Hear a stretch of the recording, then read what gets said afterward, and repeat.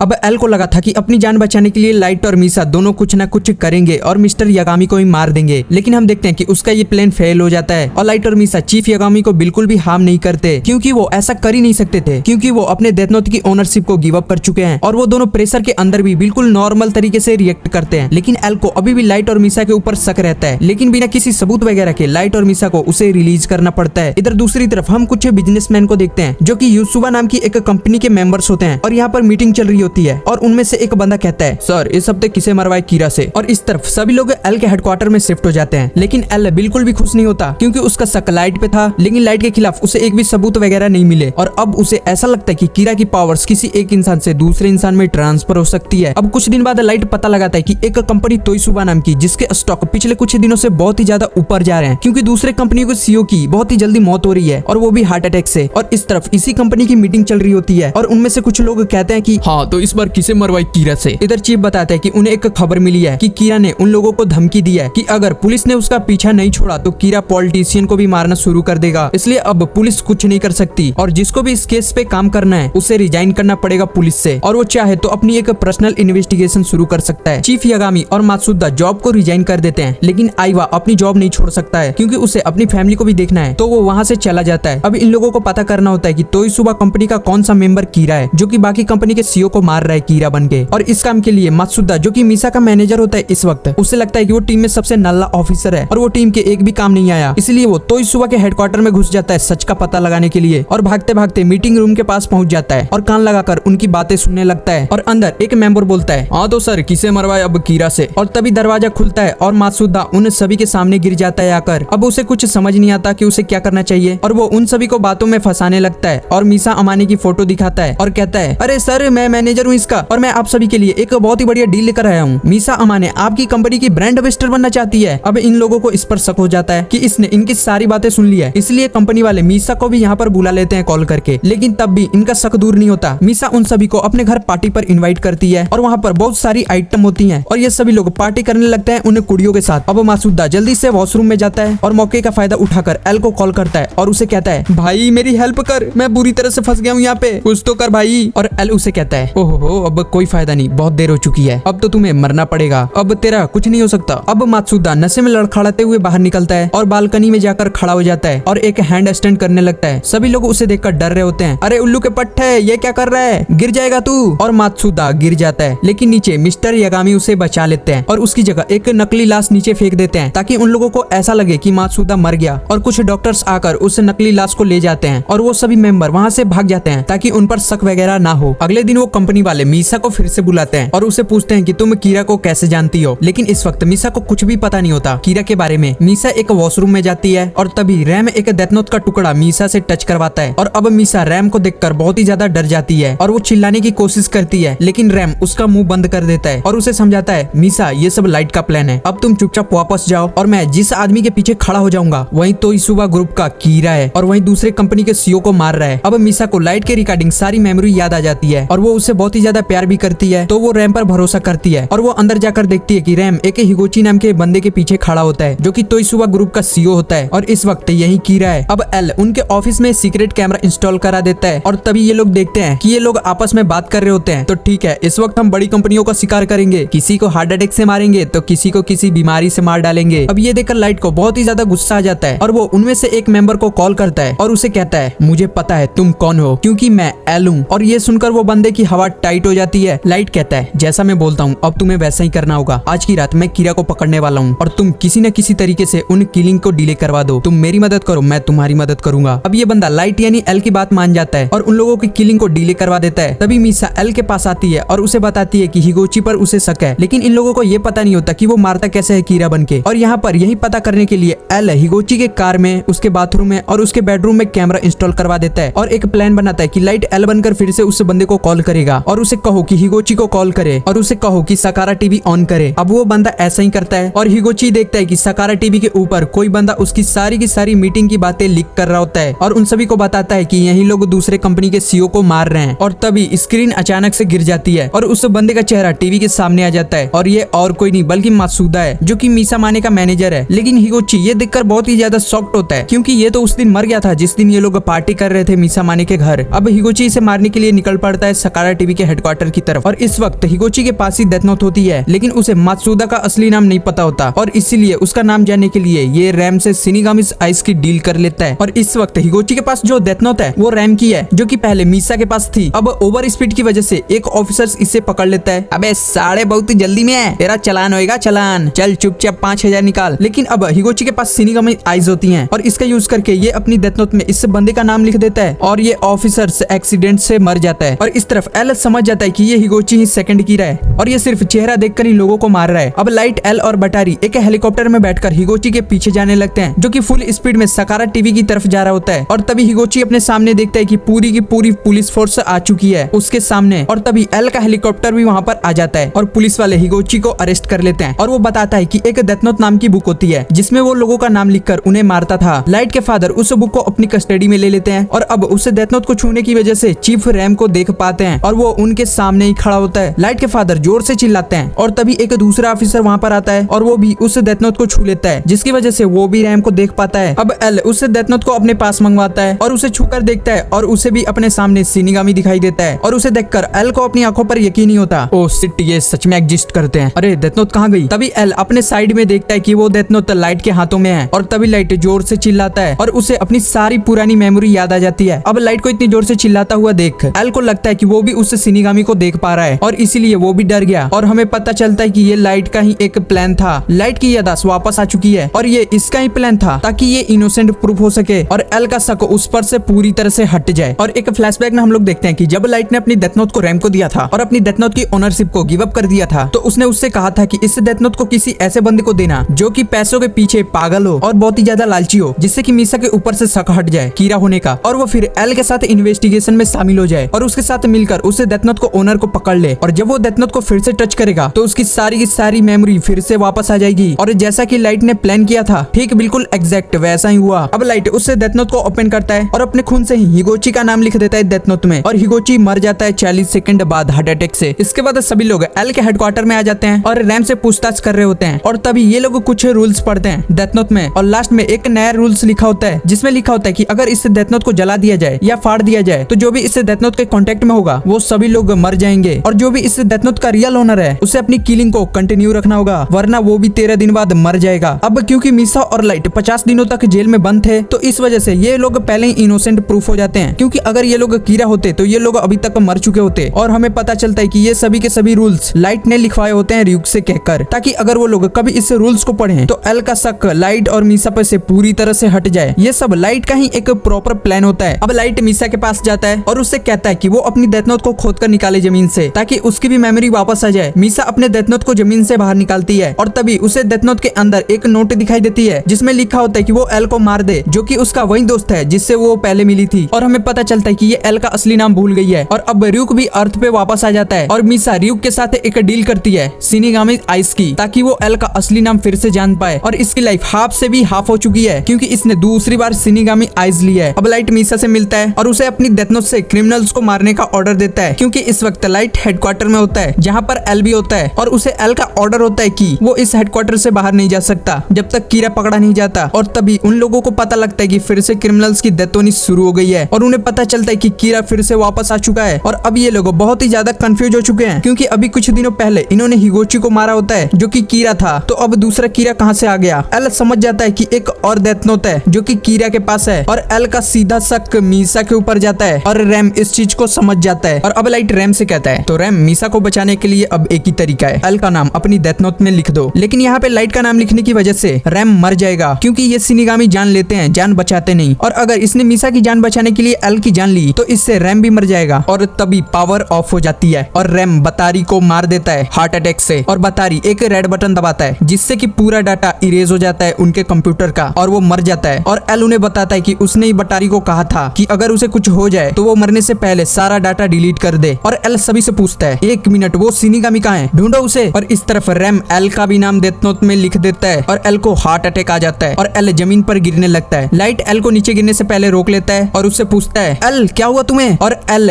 Light की आंखों में देखता है और एल देखता है कि लाइट उसे देखकर हंस रहा होता है और धीरे धीरे करके अपनी आंखें बंद कर लेता है। लाइट उन सभी को ऐसा दिखाता है कि उसे बहुत ही ज्यादा दुख हो रहा है एल की मौत का और कहता है मेरे भाई उठो, तुम्हें क्या हुआ, अब हमारी बारी है। पहले उसे शिनिगामी ने बतारी को मारा और अब एल को भी मार दिया, अब वो शिनिगामी जरूर हमें भी मार डालेगा। और ये सुनकर सभी ऑफिसर्स बुरी तरह डर जाते हैं, लेकिन इन्हें कुछ नहीं होता। और लाइट कहता है, ओ शिनिगामी कहाँ छुप के बैठा है तू, जल्दी बाहर आ। अब लाइट सर्वर रूम में आता है और देखता है कि वहाँ पर रैम की एसएस पड़ी होती है जमीन पर, और उसके ऊपर उसकी डेथ नोट भी पड़ी होती है, जो कि लाइट अपने पास रख लेता है। बाकी के लोग भी वहाँ पर आ जाते हैं और लाइट सभी के सामने बोलता है, किसी को नहीं छोड़ूंगा, सबसे बदला लूंगा। अब लाइट वहाँ से चला जाता है और बाहर आकर कहता है, मैं हूँ इस दुनिया का नया भगवान, और अब एल भी मर चुका है, अब मुझे कोई नहीं रोक सकता एक नई दुनिया बनाने से। तो गाइस, इसी के साथ इस सीरीज का पार्ट 6 यहीं पर एंड होता है। तो इसके नेक्स्ट एपिसोड के लिए इस वीडियो को लाइक कर देना, और चैनल पे पहली बार आए हो तो चैनल को सब्सक्राइब भी कर लेना। तो मिलते हैं जल्दी इसके नेक्स्ट पार्ट के साथ, तब तक के लिए बाय बाय।